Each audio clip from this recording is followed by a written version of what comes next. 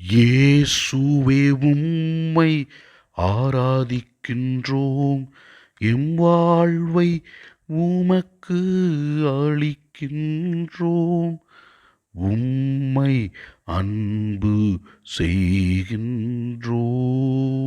இறைவா, எங்களை இந்த உலகத்தில் உருவாக்கி எங்களுக்கு தேவையான எல்லா ஆசீர்வாதங்களையும் நாள்தோறும் கொடுத்து நாங்கள் உடல் உள்ள ஆன்மீக நலத்துடன் வாழ எங்களுக்கு அருள் புரிகின்ற உமக்கு நாங்கள் நன்றி கூறுகிறோம். உமது ஆசீர்வாதத்தில் வாழ்கின்ற நாங்கள் எங்களுடைய நல்ல செயல்களால் மற்றவர்களுக்கு ஆசீர்வாதமாக நாங்கள் வாழ எங்களுக்கு அருள்தாரும்.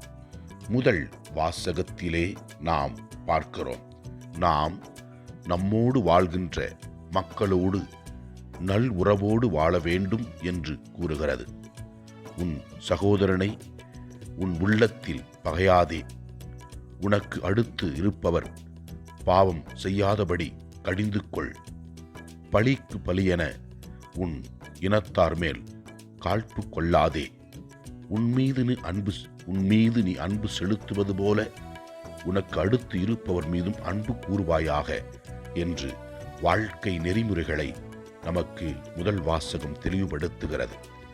இரண்டாம் நற்செய்தி வாசகத்திலே ஆண்டவர் இயேசு கிறிஸ்து இவ்வாறு கூறுகின்றார், பசியாயிருந்தேன், நீங்கள் உணவு கொடுத்தீர்கள், தாகமாயிருந்தேன், என் தாகத்தை தணித்தீர்கள், அந்நியனாயிருந்தேன், என்னை ஏற்றுக்கொண்டீர்கள், நான் ஆடையின்றி இருந்தேன், நீங்கள் எனக்கு ஆடை அணிவித்தீர்கள், நோயுற்றிருந்தேன், என்னை கவனித்துக் கொண்டீர்கள், சிறையில் இருந்தேன், என்னை தேடி வந்தீர்கள், உங்களுக்காக தயாரிக்கப்பட்டிருக்கும் விண்ணகத்தில் நுழையுங்கள் என்று கூறுவார் என்று கூறுகிறது.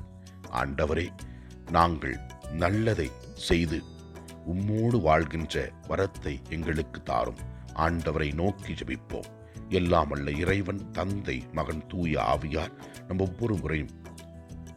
நம் ஒவ்வொருவரையும் ஆசீர்வதிப்பாராக. இயேசுவுக்கு புகழ். மரியே வாழ்க.